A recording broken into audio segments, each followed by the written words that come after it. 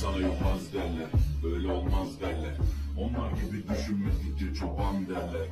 Biz Müslümanız, düşüncemiz süslü zandır. Bak istediğin güçle saldır. Biz Rab ve müptelayız işinde. Allah, dilimde Allah, zikrimde Allah, fikrimde Allah, aklımda Allah, aşkımda Allah, aslında Allah, kanımda Allah. Hasbi Rabbi Cellallah, ma fi kalbi gayrullah.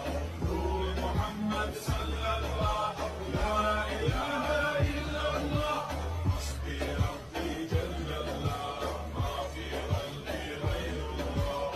Nur Muhammed sallallahu, la ilahe illallah. Bu benden bir davet, nefse ikamet, hem de tek çare. Bu hayat imtihan.